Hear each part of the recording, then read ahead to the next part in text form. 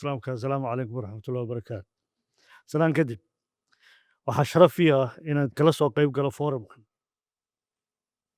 dowlad ahaan annaga waxa priority noo ah digitalizationka marka forumkan wuxuu ka turjumayaa meesha aanu higsanayno u soconno oo halka ay private sectorku ka bilaabeen hadda inay ka soo galaan annagana waxay noo tahay horumar inaanu ka sii jaan qaadno wasaaradda anigu hadda joogo waxaan maraynaa inaan isku xidhanno hay-addii saddexaad ee dowladda oo digital ah taas waxay tusaysaa in adduunyadu meesha u dhaqaaqday innaguna aan u dhaqaaqno ah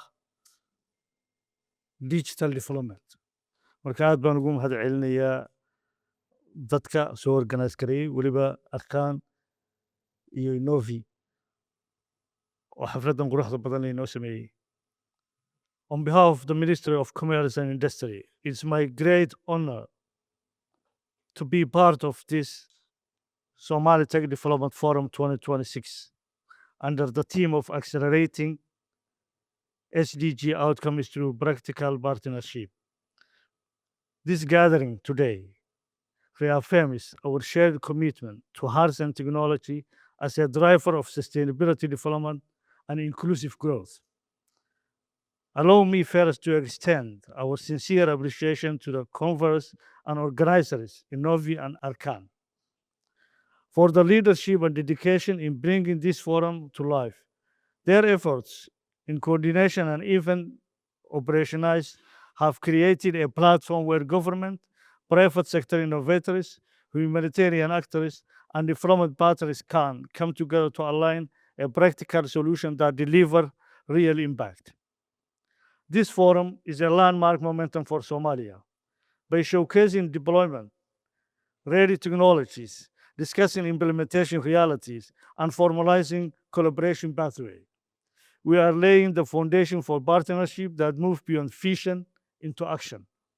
The Ministry of Commerce and Industry recognized that achieving the sustainability development goals requires more than ambition.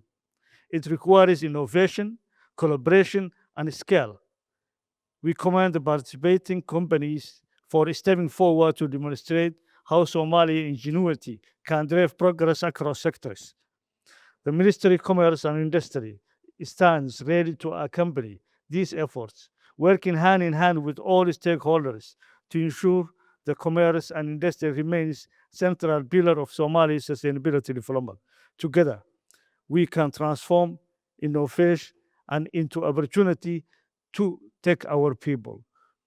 What is remarkable is when I see a farming using technology for irrigation. This opportunity is a lasting prosperity and where we are heading. Together, let's accelerate outcomes, strengthen partnership, chart a path towards a future where technology and collaboration delivers and prosperity for all. Thank you.